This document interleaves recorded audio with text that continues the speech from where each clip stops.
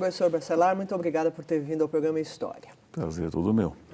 Professor, na chamada nós dissemos que o assunto é o ciclo do café, mas na verdade o seu interesse é na passagem entre o ciclo do açúcar em São Paulo para o ciclo do café, não é isso? Exato, eu estou trabalhando justamente o período da primeira metade do século XIX, quando o açúcar cede lugar ao café em vários dos municípios aqui de São Paulo. Quer dizer, o açúcar é anterior ao café. O açúcar ele vem sendo cultivado aqui em São Paulo desde o princípio da colonização, desde o século XVI, com o Martim Afonso chegando aqui. Você tem notícias de engenhos e engenhocas. Depois isso desaparece um pouco da nossa memória, mas existe sempre engenhos aqui e acolá, produzindo rapadura, açúcar, aguardente, né? E na segunda metade do 18 é que volta a aparecer o açúcar com um pouco mais de força. E no finalzinho do 18, na última década do 18, aí sim o açúcar tem um crescimento muito grande, muito forte, que São Paulo se torna o principal produto de exportação da capitania. Isso ali em nos 1790? Então. Em 90, quando você tem lá no Haiti atual, né, a famosa rebelião dos escravos, que retira a produção local do mercado mundial de açúcar. E era o maior produtor de açúcar. Então, a partir desse momento, produzir açúcar aqui em São Paulo se torna economicamente viável. Por causa do frete, a distância em relação à Europa era maior que o Nordeste, por exemplo. Mas a partir do momento que o grande produtor mundial, que é o Haiti, sai, você tem a condição de proliferar o açúcar aqui em São Paulo e realmente aparecem muitos engenhos aqui. Tá. E aí se torna, como você disse, o principal produto da economia paulista. Quando é que o café vai se tornar o principal produto? Porque vai, né? Vai se tornar. Então.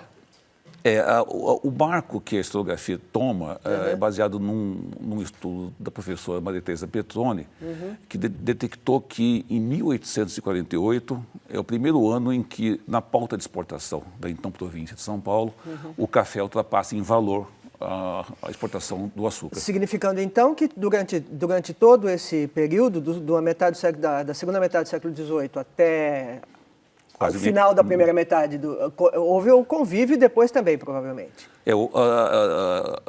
Essa primeira metade do XIX é basicamente açúcar. O café ele começa a entrar na década de 20, lá pelo norte do Vale do Paraíba, para o Bananal, etc. Ele vem entrando por lá e chega aqui no oeste paulista, Campinas, Itu. Lá pela década de 30, começa a aparecer os primeiros pés de café, mas só na década de 50 que a coisa ganha um volume, ganha uma força maior. Agora, o café, então, vamos dizer, se beneficiou da estrutura que havia para o cultivo da cana em São Paulo?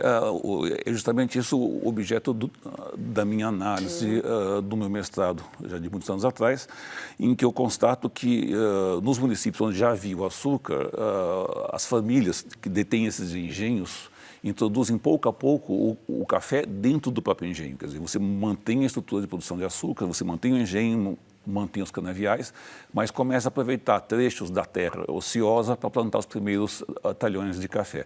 E, em geral, isso é a geração seguinte que faz. Quer dizer, o pai tem um engenho, o pai detém esse engenho e cede quinhões de terra do seu engenho para os filhos começarem a plantar café. Então, depois isso vai se transformar em propriedades independentes. Quer dizer, vai haver um fracionamento desses engenhos já sob a forma das primeiras fazendas de café. Um objeto do seu interesse nesse mestrado, que se chama Os Senhores da Terra, é justamente esse fracionamento ou não das propriedades ainda na fase do açúcar. Por que esse interesse? Como é que você estudou essa questão? Eu fui estudar essa questão. Primeiro, o meu objeto original era o surgimento de uma elite agrária em São Paulo, né, justamente através da implantação do açúcar. Com isso, eu fui usar o ferramental metodológico da demografia histórica. Quer dizer, você trabalhar com dados que não são, na sua origem, demográficos, dados estatísticos da época, e reconstruir essas famílias, recuperar essas famílias, conhecer o comportamento, inclusive, demográfico dessas famílias, para tentar entender as estratégias de passagem de uma geração para outra. Quer dizer, como que um pai cria as condições para seus filhos continuarem a sua trajetória de sucesso, de riqueza. Né? Então, como que operavam isso tendo em mãos o engenho? Porque o engenho de açúcar colocava para esses proprietários um problema muito concreto. O engenho é indivisível. Eu não posso pegar uma moenda que compõe o engenho e partilhar entre vários filhos. É uma máquina única. Então, mas peraí só um minutinho. Quer dizer, quem tinha o engenho não tinha as terras do engenho também? não, tinha as terras também. Mas o engenho, você está falando do maquinário. Do maquinário da moenda. Industrial. Isso, exatamente. Não é uma coisa industrial, é tosca, sim. Mas enfim, mas é uma coisa cara, complexa. E antes do café chegar, isso era um problema. Quer dizer, como é que eu transformo os meus filhos em senhores de engenho se eu não posso partilhar o meu engenho? Tá. E há um problema concreto que é colocado diante desses senhores de engenho, que a legislação portuguesa da época obrigava a haver uma partilha igualitária entre os irmãos. Tá. A legislação portuguesa fala que todos os filhos recebem quinhões iguais. Você não pode favorecer um filho em detrimento de outro, porque é uma lei que te obriga a dividir igualmente. Sei. Mas essa lei é ruim para os grandes proprietários de engenho. Então, eles criam... Quanto mais filho, pior é. E eles tinham muitos filhos. Então, eles criam mecanismos de burlar essa lei. Quer dizer, como passar ao largo da lei ou usar a lei de uma maneira torta para conseguir que o engenho fique na mão de um só. Entendi. E esse é o mecanismo que eu fui estudar. Quer dizer, E como é? É muito curioso.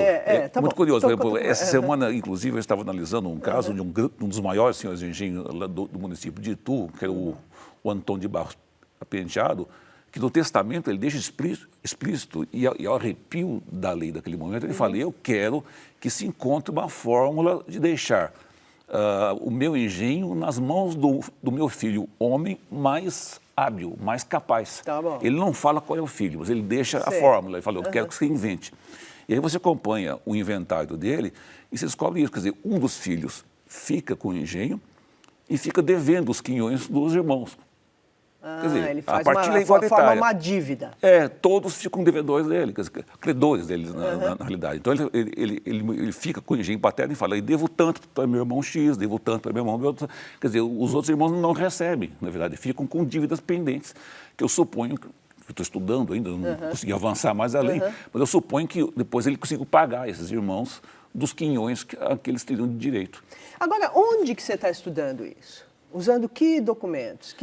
Você falou em dados estatísticos uma série, que não são demográficos, que você falou. Eu trabalho com uma série imensa de documentos, uma coisa bem grande, né? Primeiro, eu trabalho com os inventários de testamentos, que são bases para se entender as estratégias econômicas desses indivíduos. Como esses inventários de testamentos estão onde?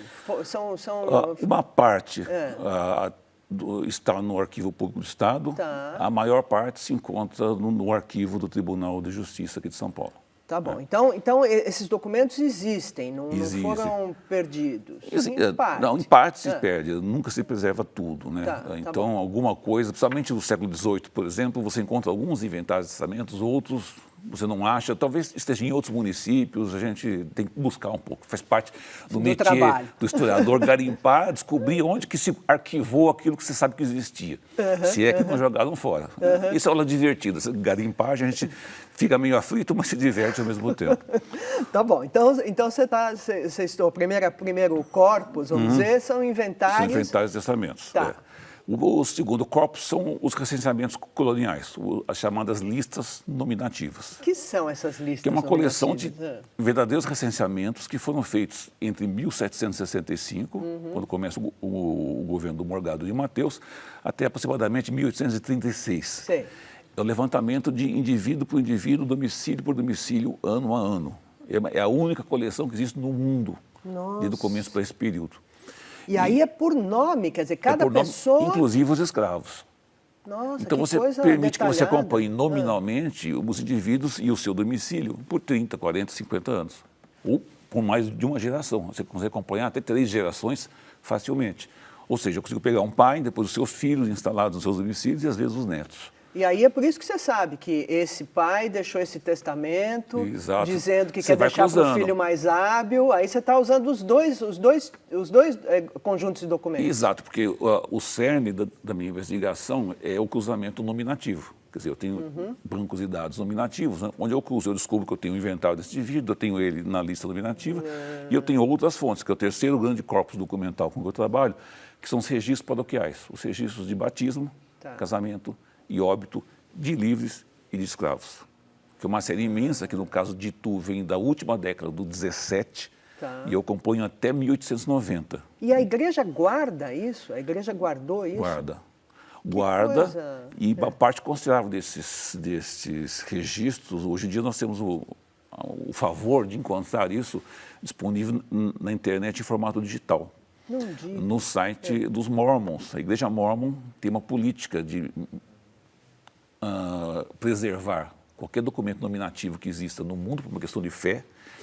E hoje eles colocam isso disponível nos casos em que eles conseguiram fazer, porque eles não cobriram 100% do universo, mas você tem um site deles que chama-se Family Search, onde se você tem a sorte, é o meu caso, que todos os registros paroquiais de Itu estão disponíveis em formato digital no site. Você acessa na internet, abre a imagem da sua parte e transcreve o que você quer. Então, isso é uma ferramenta magnífica, nós temos que agradecer imensamente aos Mormons por esse favor de tornar disponível. É mais ou menos recente, eles sempre tiveram isso no acervo deles, agora, ultimamente, eles estão pondo isso no ar, o que permite que você trabalhe em casa. E sem ter que cumprir horários, observar horários, trabalhar à noite, aquelas madrugadas de insônia, você sai no computador e trabalha, é fantástico, a gente acha o máximo. Então, com esses três grandes corpos documentais, depois com algumas outras coisas pequenas que a gente acaba recorrendo, mas esses são os três corpos documentais que, primeiro, permite que eu reconstitua famílias e reconstitua trajetórias dessas famílias. Quer dizer, como é que um senhor de engenho direciona a herança dos seus filhos. Num primeiro momento, nessa primeira análise que eu fiz, pegando o senhor de engenho que direciona os seus filhos, que também são senhores de engenhos, a entrarem na vida, e você vê que alguns filhos têm sucesso, outros não. E depois, no momento que eu estou estudando mais a fundo agora, é o processo de transição do açúcar para o café. Quer dizer, como que um senhor de engenho permite que os seus filhos, cria condições para os seus filhos o sucederem, já como fazendeiros de café e não mais como senhores de engenho. E nesse contexto todo, entra uma variável fundamental, aqui no caso de São Paulo, que é o processo de expansão geográfica para o oeste. O açúcar havia se expandido até um certo momento. A partir do momento que o café chega, essa expansão é muito mais viável. O café é uma mercadoria muito mais fácil de você transportar. Então, o café abre de novo essa fronteira. E Por que é uma mercadoria mais fácil de transportar? Porque o açúcar ele tem um problema muito sério. Ele é muito frágil ao tempo. Qualquer um de nós tem essa experiência. Você deixa o açucareiro na cima da mesa, viaja uma semana, você volta e virou uma pedra. Verdade. Isso é comum na casa de qualquer um. Esse é o problema do açúcar, ele é frágil ao clima, à umidade principalmente. Então, você transportar de Campinas uma caixa de açúcar, são grandes caixões de açúcar que eles transportavam, até o Porto de Santos, isso você está sujeito à chuva, à umidade do ambiente, tende a deteriorar o açúcar. Então, há um limite geográfico que você pode estabelecer, grosso modo, ali em Piracicaba, no oeste paulista, que é o limite onde chega o açúcar. Dali para trás, quer dizer, mais na direção da barranca do Rio Paraná, aí é só o café que vai desbravar. Porque o transporte é vai... antieconômico. É antieconômico você carregar o açúcar de uma distância tão longínqua. Então, o café vai retomar esse processo de expansão. O café como grão ou café grão, né? Café grão. Que é mais resistente, então. Que é mais resistente. Então, o café, quer dizer, com a chegada do café, esses senhores de engenho e seus filhos vão ter uma outra variável para analisar do processo sucessório, que é a possibilidade de um filho migrar para o oeste, onde as terras são mais baratas. Então, ele vende um quinhão da terra paterna por um preço X e compra 10 vezes... Provavelmente por um irmão, que vai concentrar de novo esse engenho, e migra para o oeste, onde a terra é mais barata, porque a terra é mais virgem, mais distante da civilização, digamos assim, a terra é mais barata, então ele vende, sei lá, 20 alqueires junto ao pai e compra 200 lá e planta café. E planta café. No caso, com boa condição de terra, muito favorável, né? Clima favorável. Eles vão buscar, né? Eles têm toda uma estratégia. O que você percebe desse processo é que esses indivíduos sabiam muito bem onde havia as terras boas e onde não havia terra boa. Que o café, primeiro, que ele vai ocupar uma terra que o açúcar não ocupava. Isso é muito curioso. Havia, na concepção de época, a ideia de que a terra roxa era ruim para o açúcar. não é ruim para o açúcar. Mas tanto é que hoje está cheio de lugar em São Paulo que é terra roxa e planta açúcar. Exatamente. Né? Agora, naquele momento, não, a terra roxa não era ideal. Tanto que Campinas, que é no chamado Velho Oeste, aqui, Campinas, Jundiaí, Itu, esse que é o chamado Velho Oeste, Campinas é a única área que tem terra roxa. E é a única área que o açúcar não entra. Passa ao largo de Campinas, tem muito pouco engenho de açúcar, chega a ter, mas não é uma área excepcional para o açúcar, logo chega o café ali. E o café vai atrás da terra roxa especificamente. E justamente as terras onde o açúcar estava, o caso de Itu é muito claro. Chega a entrar o café, mas ele entra mal, porque Itu tem várias áreas péssimas em termos de terra, muito acidentadas, muita pedra, não serve para o café. Então, mas serviu para a cana. Serviu para a cana. É isso que é interessante. Então, quer dizer, muitas áreas serviam para a cana e não vão virar grandes produtoras de café, porque a terra não é especificamente boa para o café. É o caso, por exemplo, de Jundiaí, que é um grande produtor de açúcar e jamais vai se especializar em café. O caso de Porto Feliz, que não é um grande polo de café e vai ficar como um grande polo de açúcar mesmo durante a cafeicultura, porque isso é fundamental. O açúcar não desaparece. Ele permanece ao longo de todo o século XIX e entra pelo XX afora, quer dizer, há uma continuidade... Tá aí no século XXI, como a gente já falou várias vezes aqui nesse programa.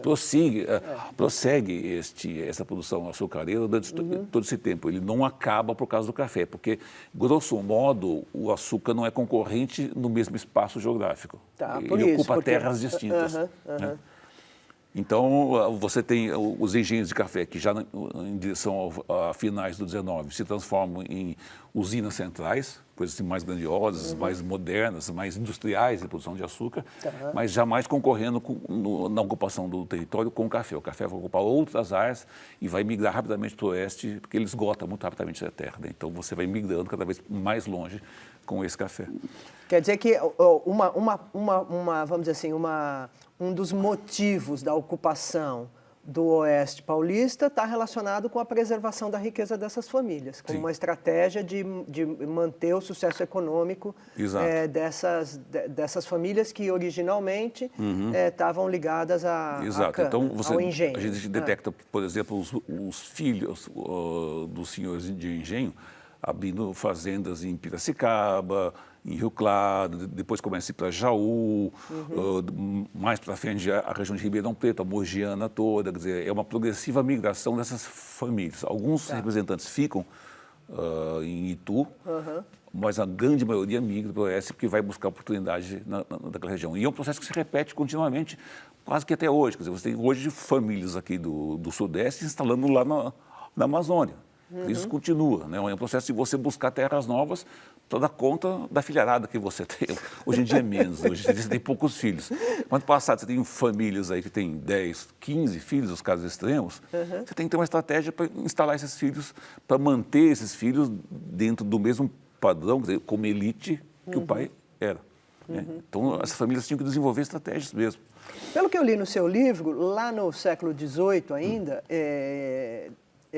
uma forma de manter esse padrão era casar as filhas com gente do comércio. Como é que você explica economicamente, vamos dizer isso? Você busca estratégias, né? Quer dizer, cada pai buscava casar seus filhos da melhor maneira possível. Quer dizer, não é só um casamento por amor, muito pelo contrário, é muito mais um casamento por interesse. Interesse da família. Então você tem, em alguns casos, muito evidente o interesse de escolher indivíduos muito específicos naquela elite que é restrita para criar laços mercantis. Então, esse caso que eu estou estudando da família dos descendentes do Antônio de Barros Penteado, os filhos deles formam uma rede de casamentos fantástica. Então, você tem 2 filhos que se casam com os Aguiar, com 2 moças Aguiar de Sorocaba, que são irmãs do Rafael Tobias Aguiar, que depois vai ser o marido da Marquesa de Santos. Pessoas muito importantes na área de comércio de gado, de Moar, que vem lá do sul. Você tem Quer dizer, está casando com uma outra atividade econômica, vamos dizer assim. Está fazendo uma aliança mercantil. Depois você tem um filho, uma filha que se casa com um grande comerciante de Santos, os maiores comerciantes de Santos. Você tem o outro filho que se casa com o ouvidor Miguel de Azevedo Veiga, que é um cargo da justiça muito importante. Com a filha, né? É, a filha. Depois uma outra filha que se casa com um grande político. O outro que se casa com o Francisco de Paula Souza, que tem até um nome hoje em dia muito conhecido aqui, o Paula Souza, que é senador do Império, logo no início, um cara riquíssimo. Então você vê que cada casamento é uma escolha muito específica de áreas muito específicas. Então você tem o comércio do gado como aliado, os mercadores do Porto Santos como aliado, membro da justiça, políticos, outros senhores de engenho, quer dizer, são escolhas muito bem feitas. Um caso, talvez, dos senhores de engenho mais caros, mas todo senhor de engenho busca os melhores cônjuges possíveis para os seus filhos, porque isso cria uma aliança importante para a sobrevivência econômica dessa família. E essa família de Itu foi bem sucedida Alguns casos, sim. Quer dizer, você vê que são estratégias que alguns casos dão certo, quer dizer, a família persiste e engrandece, e alguns estão ricos até hoje, enquanto outros fracassam. Né? Você tem casos de famílias cuja estratégia aparentemente não deu certo e minguam economicamente. Né? Então, quer dizer, tudo isso são estratégias a serem avaliadas por nós, historiadores, para ver como que essa elite buscou se preservar e se reproduzir. Na verdade, a preocupação minha é essa, quer dizer, como que eles tentam se manter nesse padrão que eles estão. Nem todos realmente têm sucesso, quer dizer, fazem escolhas erradas, avançam para áreas erradas, fazem alianças com famílias erradas. Quer dizer, é tudo uma questão também de bem escolher ou mal escolher. Agora, e como que essa elite, vamos dizer, vai atravessando, ou como... Porque são muitos, é uma família, né? Uma história que pode ter, sei lá, 200, 300 anos, não é isso? Certo. E aí vai atravessando várias situações econômicas diferentes, né? Quer dizer, você diria que uma parte pequena, média ou grande das famílias que no século XVIII são senhores de engenho, quantas conseguem fazer todas as transições, vamos dizer, chegar na indústria? É muito difícil. Né? Você sabe que algumas famílias, por exemplo, enriquecem muito com a agricultura e tomam a opção de investir na área urbana. Então, por exemplo, você pega em Campinas o Souza Aranha e Souza Queiroz. Viraram seus investimentos muito para a área urbana, para o comércio, para banco, está aí o Banco Itaú, que é a prova disso. Quer dizer, são estratégias, enquanto outras famílias permanecem absolutamente agrícolas, não vão para investimento em ações de banco, de companhia. Por exemplo, uma coisa que marca muito esse período da segunda metade do XIX, quando o processo de urbanização, principalmente de São Paulo, explode, você começa a ver fazendeiros que investem como acionistas de banco, e estão presentes na diretoria de bancos, das companhias de água, de luz, de bondes, enfim, todos esses melhoramentos urbanos que são introduzidos muitas vezes com capital inglês no final do XIX, contam com... Porque esse capital existe, né? Existe. Então você tem muitos fazendeiros que estão investindo nisso e que chegam a participar das diretorias desses empreendimentos. Quer dizer, são fazendeiros que optaram por virar a sua preocupação, não abandonando necessariamente o café, mas começar a investir nas atividades urbanas, nos melhoramentos urbanos, no comércio, na atividade bancária. Nesse sentido, estão participando de uma certa linha de desenvolvimento econômico. Sim.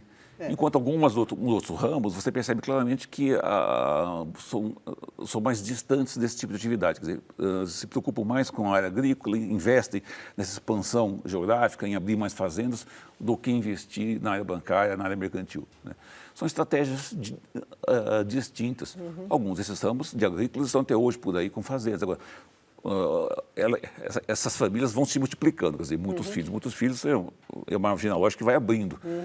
Alguns ramos dão certo, outros ramos não dão certo. Quer dizer, hoje em dia você tem muito bisneto aí de grande fazendeiro que é caixa de banco, sem desmerecer o caixa de banco, quer dizer, mas está como empregado do comércio, quer dizer, não é mais indivíduo de uma elite econômica. Isso é a vida, infelizmente, não dá para encaixar todos eles nessa fórmula de sucesso. Agora, Carlos,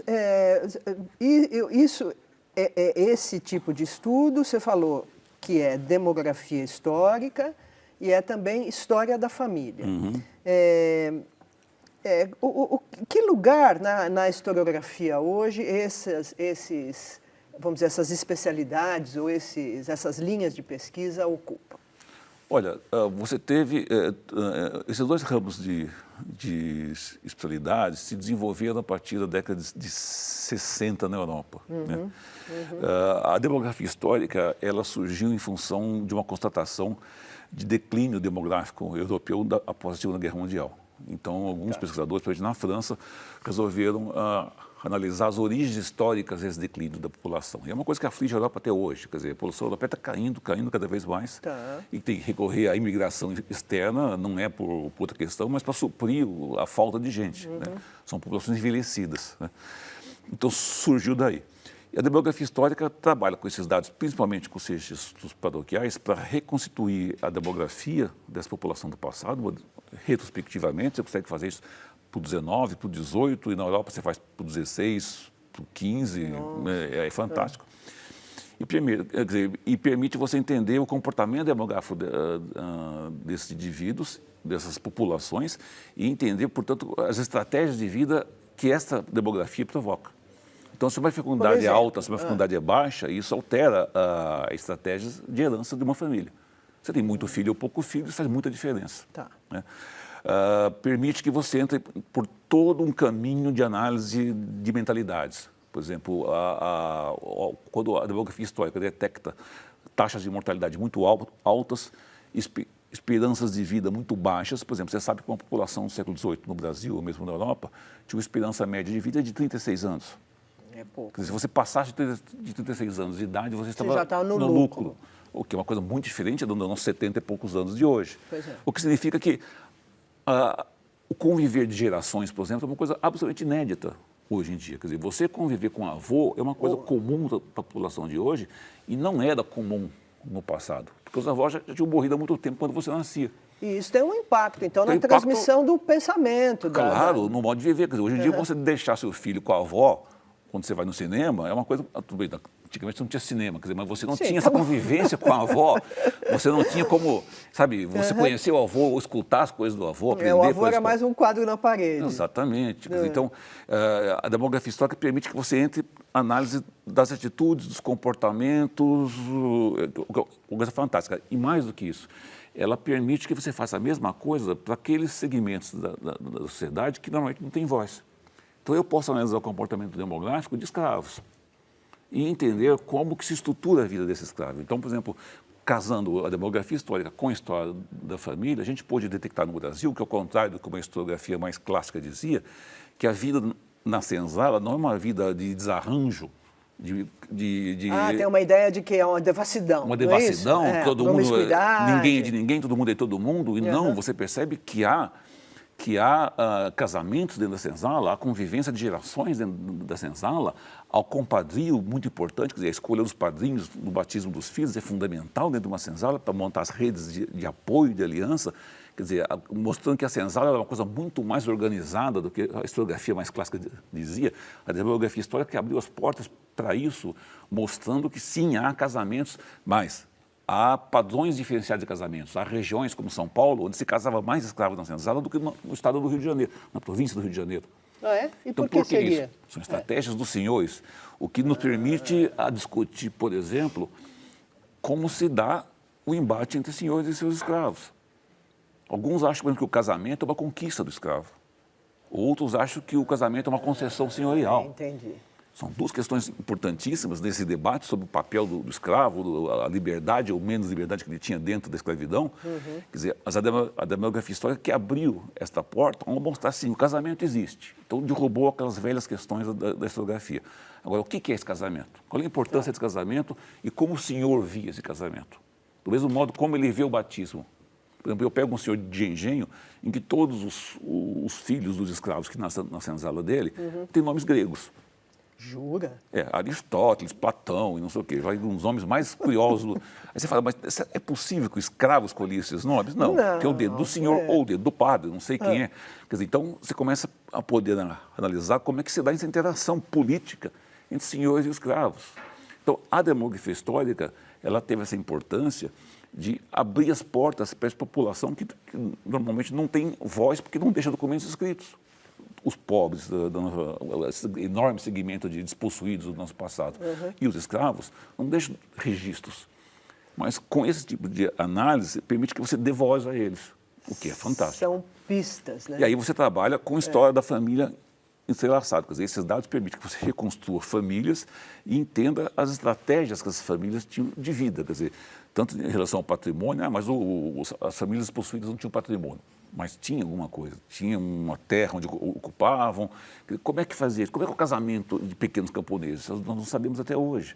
Quais as estratégias de escolher cônjuge entre os camponeses no século XVIII aqui em São Paulo? Não sabemos até agora, ninguém se preocupou em estudar isso. As ferramentas existem, estão aí disponíveis. A gente fica caçando os alunos que têm interesse em desenvolver projetos nessa área. Tá bom. Muito obrigada pela entrevista. Foi um prazer, muito obrigado.